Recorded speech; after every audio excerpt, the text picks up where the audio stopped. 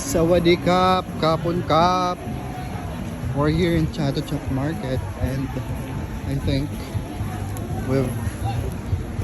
we've found some good items. Isang pangalmot, mga pashmina, and some sort of inhalers and vaporins.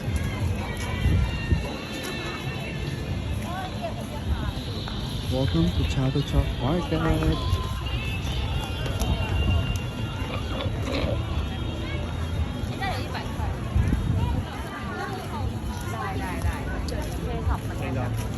There's a lot of tourists here and you cannot identify if they are Filipino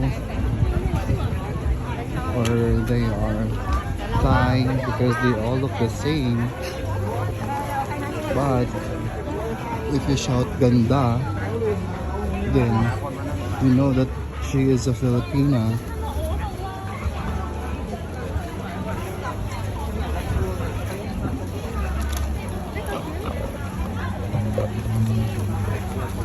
I think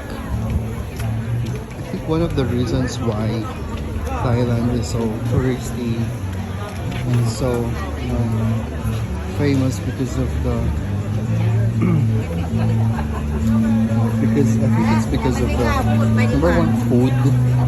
Their food is really awesome. So we've tried Pad Thai earlier in our lunch and a simple fried rice with shrimp on it, but it's really fantastic. It's like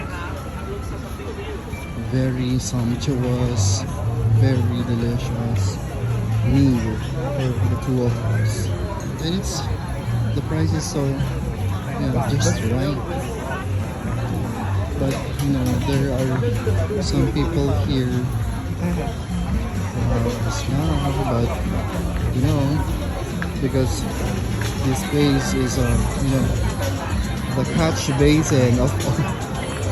catch basin of all tourists and all, you will just not mind the smell. And the fresh fruits are over there. We have coconut water, watermelon.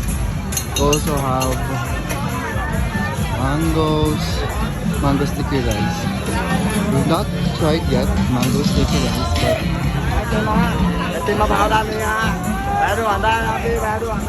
later on.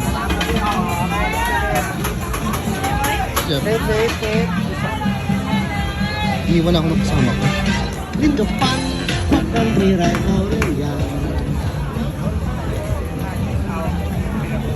There's a lot of tourists here. Ay, ito pang tayo kumain. Dito tayo Diyan kami kumain kanina ng pangalan. Ninotak na kanina si Jeffrey agad-agad. Sumama siya agad.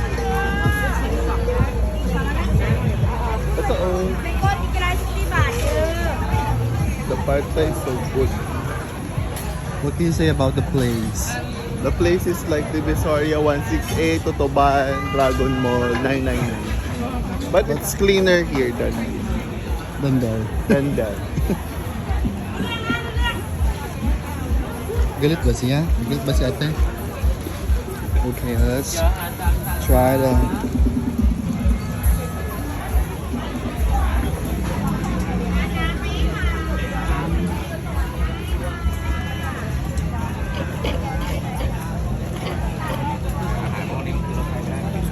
wala na kung mahigop.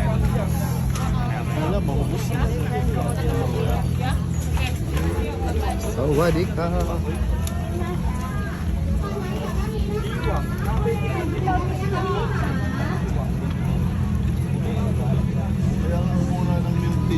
I think so far what I love about ayun no, 40 lang.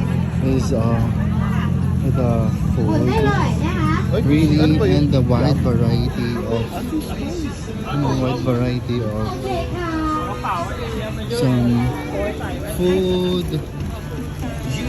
some pasalubos. Oh, what's here? Oh, it's a promo.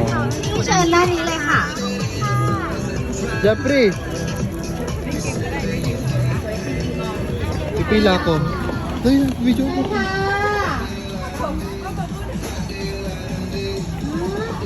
Wanakap. Sabon pala yan.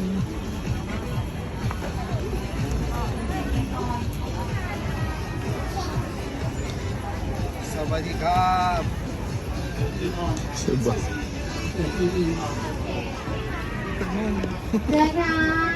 Pa-English mo na lang yung tanong.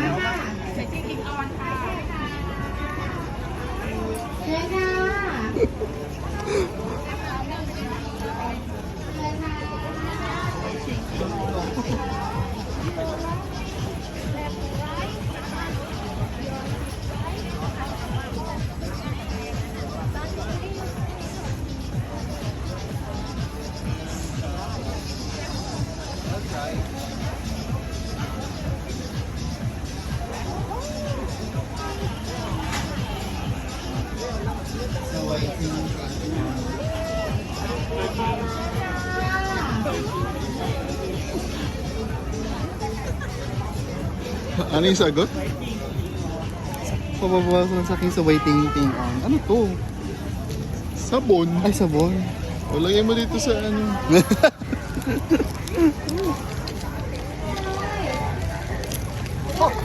Oh, baka mo na yung vlog mo.